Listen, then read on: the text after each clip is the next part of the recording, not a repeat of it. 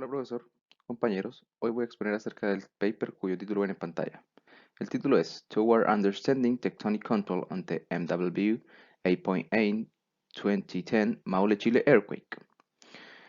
En este caso el autor principal es Marco Moreno, quien es doctor en Ciencias Naturales de la Universidad Técnica de Berlín, Alemania, y geólogo de la Universidad de Concepción. Entre los coautores podemos encontrar a Andrés Tazara y Klaus Bataille, quienes son profesores de la Universidad de Concepción. Respecto a la fecha de publicación del paper, esta fue el 03 del 02 del 2012. La asignatura para la cual estamos realizando la presentación es Terremoto en zonas de subducción. El profesor es Andrés Tazara y yo soy Jorge Retamal. Como vimos a lo largo del primer módulo, en el periodo intersísmico se acumulan grandes cantidades de energía, la cual, luego de un tiempo determinado, el cual puede llegar incluso a ser de centenas de años, es liberada de manera extremadamente rápida, con una dirección de desplazamiento opuesta a la tendencia general de desplazamiento durante el intersísmico. Es por esto que se producen terremotos de gran magnitud, cuyo poder destructivo es enorme. Bueno, en este caso podría ser observado en la imagen de la derecha, la cual muestra la catástrofe que provocó el terremoto de Valdivia de 1960. Es por esto que es importante el estudio y la comprensión de los parámetros que controlan los patrones espaciales de la deformación de la corteza durante el periodo pre-ecosísmico, ya que esto es fundamental a la hora de entender la distribución y magnitud que posiblemente presentará un terremoto en una zona determinada. Para ello, en este paper se estudió el desplazamiento durante el terremoto de Maule en 2010. Los desplazamientos captados en superficie durante un terremoto se distribuyen de manera heterogénea, concentrándose dentro y alrededor de las asperezas presentes en la zona de subducción. Aún no está claro si la distribución de estas asperezas está puramente controlada por las condiciones de estrés presentes en la interfaz de placa o por otro lado, si es que las características tectónicas tienen algún rol en este ámbito. Cualquiera sea el mecanismo involucrado, estos implican una transición desde un modelo elástico simple hacia un modelo en el cual existan más variables que expliquen los patrones de recurrencia. Entre las características geológicas sugeridas como controladores del aumento del estrés a lo largo del megatras, tenemos variaciones laterales en las propiedades friccionales de la interfaz de placa, como podemos observar aquí más específicamente en el punto B. La presencia de fallas de racimo o splay faults que pueden delimitar la propagación de ruptura sísmica a lo largo del megatras. Y, por último, características de la placa oceánica subductante, entre otras. Es por esto que es importante que realicemos un repaso de las principales características tectónicas del área del Maule. Existen cuatro estructuras principales que segmentan la placa continental en la zona del Maule. Primero tenemos el Thrust Ridge, con tendencia norte-sur, el cual se asocia a splay faults. Segundo, la falla Santa María, la que consiste en una serie de backthrust que se extienden entre los 36 y los 37 grados sur. Tercero, tenemos la falla Lanalhue, la cual está asociada a splay faults, así como el Thrust Ridge, y se encuentra al sur de la zona de ruptura. Finalmente tenemos la falla Pichilemu, la cual logró ser mapeada luego de un doblete sísmico poco profundo, que consistieron en réplicas de la ruptura principal. En la estrella podemos observar el hipocentro del terremoto del Maule de 2010 y en TR simboliza el Thrust Ridge, SMF, la falla Santa María y LF viene representando la falla Lanalhue. Respecto a las características principales de la placa subductante, tenemos las zonas de fractura de Valdivia y Mocha. La zona de fractura de Valdivia es BFZ y Mocha MFZ. Luego de haber caracterizado las principales estructuras tectónicas que segmentan el área del Maule, ahora lo que pasaremos es a caracterizar la zona de ruptura a partir de modelos de slip previo. El terremoto del Maule rompió cerca de 500 kilómetros a lo largo de la zona de subducción chilena y abarcó lo que viene siendo el gap sísmico de Constitución, cuya acumulación de energía data desde 1835. Los modelos de slip publicados por Lai et al. En 2010, Lorito et al. En 2011, sugieren que la zona de ruptura del terremoto se extendió desde los 38,4 a los 38,5 grados sur. En cuanto a Moreno et al., al comparar los modelos de slip cosísmicos previos con el bloqueo intersísmico derivado de la inversión de datos GPS de la década anterior, sugirieron que los parches intersísmicos altamente bloqueados se correlacionaban estrechamente con las zonas donde hubo un alto deslizamiento sísmico. Sin embargo, los modelos de slip cosísmico mencionados se basaron principalmente en datos telesísmicos y por ende no se tomaron en consideración las observaciones geodésicas de campo cercano. Es por esto que fue imperativo la producción de un modelo de slip cosísmico basado en una red densa de datos geodésicos de campo cercano. Aquí en la izquierda ustedes pueden observar el modelo de Lorito, gracias al cual se pudo entender desde dónde abarcaba la zona de ruptura, los límites de la zona de ruptura. Aquí a la derecha tenemos el modelo de Moreno de slip intersísmico, el cual indica que existen zonas bloqueadas, ¿cierto? Entre los 36 y los 38 y en la zona norte a los 34 grados sur. Este modelo se condice con aquel modelo de slip cosísmico entregado por el USGS. Sin embargo, el problema que hay con este modelo es que se basó en datos telesísmicos, como ya lo mencionamos anteriormente. Con el fin de generar un modelo cosísmico que tomara en cuenta los desplazamientos de campo cercano, se usaron 47 estaciones GPS de campaña y 8 estaciones GPS continuas alrededor del Maule. Los datos de los GPS de campaña fueron obtenidos a través de estaciones instaladas en el marco de las actividades geodinámicas de América del Sur, SAGA, y el proyecto GPS de los Andes Centrales, CAP. Por su parte, las estaciones de GPS continuas ocupadas fueron tanto de campo cercano como lejano. En el campo de las primeras, estas fueron operadas por la Universidad de Concepción y la Universidad de Potsdam, mientras que las de campo lejano fueron obtenidas gracias al Servicio Internacional de GNSS y la Red Argentina de Monitoreo. Con el fin de estimar de la mejor manera posible el desplazamiento ecosísmico, se aplicaron correcciones asociadas a los desplazamientos intersísmicos y posísmicos que pudieran estar presentes en los vectores ecosísmicos. Las correcciones del desplazamiento intersísmico fueron de unos pocos centímetros, mientras que las relacionadas al periodo postsísmico fueron de no más de 15 centímetros.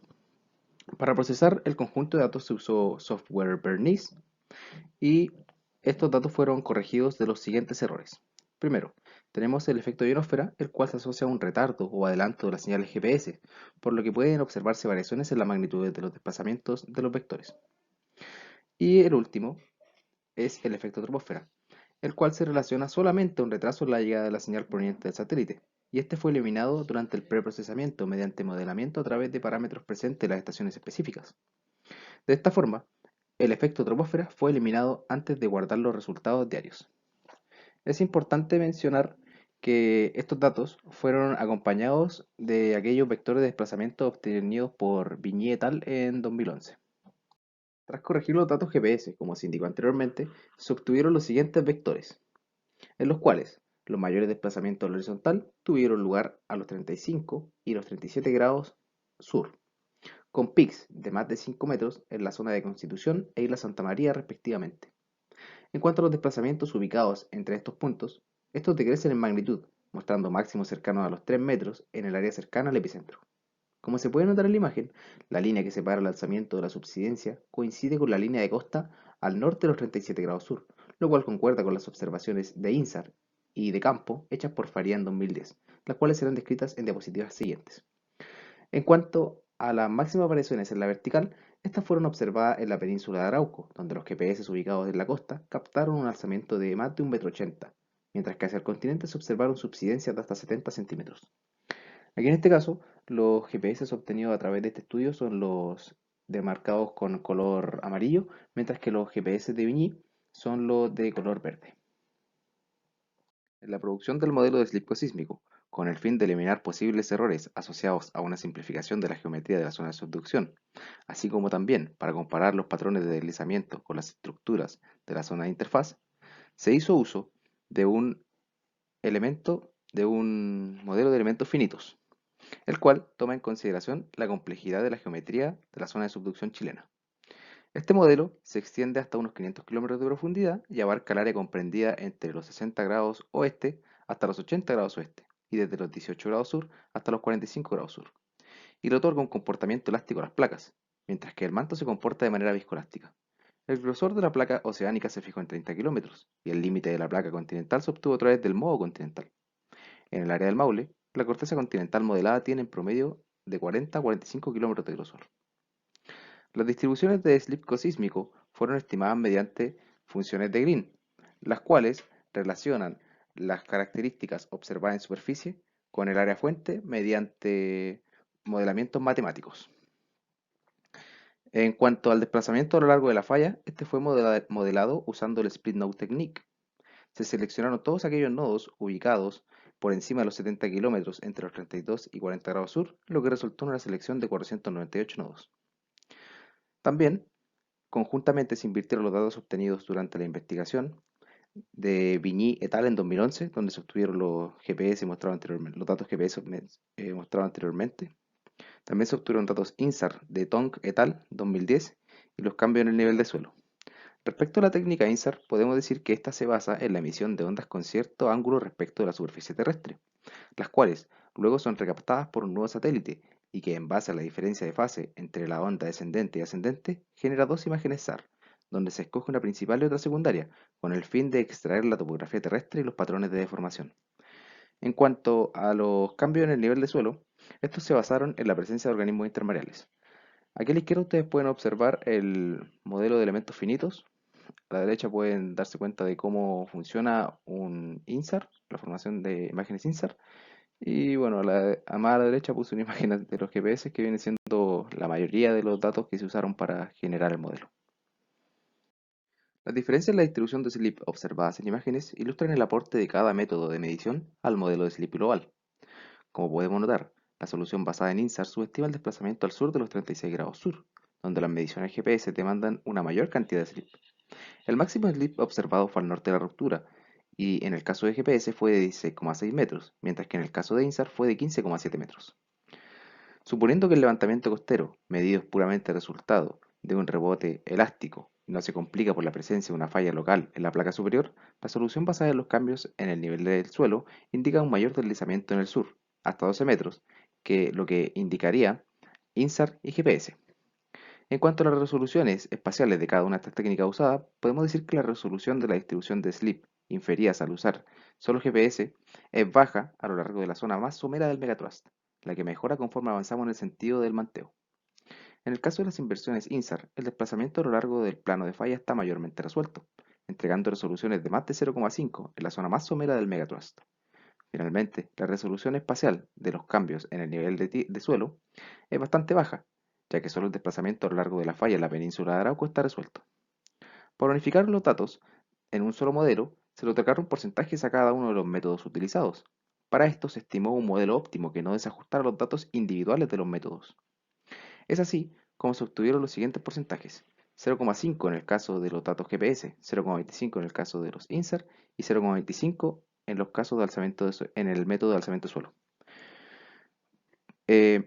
Se ajustó un cisalle de 40 gigapascales en el modelo y se obtuvo un momento sísmico de 8,8, lo cual es consistente con el momento sísmico calculado por el USGS para el terremoto del Maule. Respecto a los resultados, estos indican que el desplazamiento a lo largo de la superficie de ruptura fue en la dirección de down dip con un pequeño componente del rumbo. En cuanto al modelo resultante de la combinación de los distintos métodos, el mayor slip fue de 16 metros y se encuentra en la zona al norte de la ruptura. Se tienen dos asperezas secundarias con un slip menor a 12 metros a los 36,1 grados sur y 37 grados sur, mientras que la zona comprendida entre la aspereza principal y las secundarias presentan un slip cosísmico menor a 5 metros. En cuanto a la zona de Arauco, el slip fue mayor a los 5 metros, propagándose más de 50 kilómetros hacia tierra respecto de la línea de costa. Por su parte, en el parche norte, el mayor slip se concentró por debajo de la plataforma continental y gatilló un slip de hasta 5 metros en la zona cercana a la fosa. Para comprobar la utilidad del modelo, lo que se debe hacer es restarle a las observaciones lo predicho por el modelo. Entre los mayores residuales de los GPS en la horizontal, tenemos aquellos observados en la isla Santa María, donde el modelo predice menor desplazamiento que lo captado por los GPS. Esto se tiene en la imagen de la izquierda arriba, específicamente cerca de la zona donde tenemos los 37 grados sur. Algo similar ocurre en los datos de alzamiento de suelo, los cuales demandan una mayor cantidad de slip en la zona de la península de Arauco que lo predicho por el modelo. Esto se tiene en la imagen de la derecha, donde tenemos estos vectores verdes de gran magnitud. Finalmente, en cuanto a los altos residuos INSAR, estos muestran el efecto de la deformación producto de las réplicas antes mencionadas en el área de Pichilemu, mientras que en el sur ocurre algo similar, lo cual es indicativo de que se necesitan mayores datos INSAR para reproducir el área. Luego de haber generado el modelo ecosísmico, ahora quedan las siguientes preguntas. ¿Fue la laguna sísmica de Concepción Constitución clausurada? Para responder esto, podemos decir que los terremotos de 1906, 1928, 1960 y 1985 solo liberaron una pequeña proporción del slip déficit acumulado desde 1835. Asumiendo que la distribución de bloqueo observada durante la década que precede al evento es representativa de todo el periodo del tiempo intersísmico, es decir, que el patrón de bloqueo es independiente del tiempo, el slip déficit acumulado, teóricamente desde 1835, puede calcularse como el producto del tiempo, la convergencia de placa y el grado de bloqueo. De esta forma, a ese slip déficit acumulado se le restaron los slip liberados en 1906, 1928, 1960, 1985 y 2010 para obtener un valor significativo del slip déficit restante. Es así que el slip déficit obtenido a lo largo de la ruptura de 2010 sugiere que este terremoto liberó la mayor parte del strain acumulado desde 1835, por lo que el terremoto del Maule cerró la brecha sísmica de Concepción-Constitución. Otra pregunta que cabría preguntarse es que existe alguna relación espacial entre el slip cosísmico y el grado de bloqueo intersísmico. Para responder esta pregunta, los investigadores lo que hicieron fue realizar un modelo de slip intersísmico, el cual es metodológicamente compatible con el modelo de Moreno et al. 2010, para tratar de evaluar la relación espacial entre los parches bloqueados y asperezas. El modelo mostró principalmente dos parches altamente bloqueados al norte y al sur del epicentro, separados por un área donde el grado de bloqueo disminuye. Según los análisis, la ruptura del terremoto afectó a áreas que tenían un promedio de 0,70 grados de bloqueo. Los parches que experimentaron un deslizamiento alto, mayor a 10 metros, se concentraron exclusivamente en áreas con promedio de 0,80 grados de bloqueo. Como podemos observar en imágenes, los parches bloqueados no son la copia de las regiones de mayor deslizamiento, pero son aproximadamente coincidentes. Similares correlaciones espaciales de primer orden acompañadas de incongruencias de segundo orden en la extensión del bloqueo intersísmico y de la ruptura intersísmica se han encontrado para el terremoto de Tohoku-Oki de 2011 en Japón. Por consiguiente, esta correlación indica una persistencia de primer orden de asperezas durante el ciclo sísmico que, por tanto, puede utilizarse para anticipar el tamaño máximo posible de un terremoto en una región particular. Otra pregunta que valdría la pena formularse es si es que existen controles tectónicos en los patrones de slip cosísmico observados. Para que los patrones de slip y los grados de bloqueo que se obtuvieron persistan por más de un ciclo sísmico, se requiere un mecanismo que focalice el aumento de estrés a lo largo de grandes periodos de tiempo. Para explorar la existencia de posibles controles tectónicos presentes en la ruptura del Maule, se compararon los patrones de slip con estructuras ubicadas tanto en la placa continental como en la oceánica, así como también con la geometría de la zona de interfaz. Durante un gran evento de fallamiento interplaca, las splayfolds pueden jugar un papel clave en las variaciones de la fuerza de cisalle, promoviendo el debilitamiento del deslizamiento a lo largo de la falla. Al norte de los 37 grados sur, el modelo evidencia la existencia de un gran slip en zonas someras, el cual decae abruptamente hacia el mar, justo en la posición del truss bridge, asociado a un sistema de splayfolds que se extiende a ambos lados del borde del talud continental, lo que sugiere la presencia de un límite entre los comportamientos sísmicos y asísmicos. Un caso similar ocurre en la falla de Santa María, la cual también está asociada a un área de slip cosísmico reducido. Aparentemente, ambas splayfolds pueden haber influenciado la distribución del slip cosísmico durante el terremoto del Maule, al convertir parte del esfuerzo intersísmico acumulado en la placa continental en deformación plástica permanente. Respecto a las características de la placa oceánica, estas también pueden influenciar los patrones del slip. Sin embargo, las distribuciones de slip no están relacionadas con ninguna característica oceánica de primer orden. Finalmente, en un intento de explorar la posibilidad de que la geometría a lo largo de la zona de interfaz de placa influencie los patrones de esfuerzo interecosísmico, se calcularon los gradientes direccionales del slab dip, los cuales, en el sentido del manteo o descenso, no muestran relación con los parches interecosísmicos, aunque sí se logró concluir que los mayores desplazamientos cosísmicos se localizan en áreas donde el descenso paralelo al margen es negativo, y las zonas mayormente bloqueadas se ubican en lugares donde no hay mayores inflexiones. Respecto a estos puntos, tenemos entre barras en la imagen de la derecha que las zonas donde no hay inflexiones prácticamente son las que tienen mayores bloqueos. Respecto de la aseveración de que en las zonas donde existe un descenso paralelo al margen negativo, se observan los mayores desplazamientos en el modelo, esto se puede fundar en la imagen de la izquierda, donde podemos darnos cuenta que las zonas donde hay mayor desplazamiento están representadas por las zonas azules que representan eh, descenso paralelo al margen negativo. Modo de conclusión.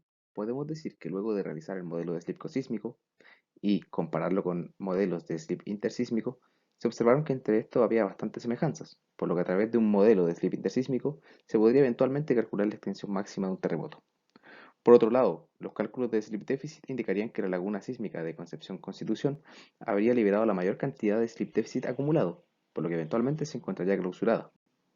Finalmente, podemos decir que tanto las estructuras presentes en la placa continental, así como también la geometría de la zona de interfaz de placa, juegan un rol importante en la propagación de las ondas sísmicas y la recurrencia y distribución de los patrones de slip observados. Sin nada más que agregar, me despido.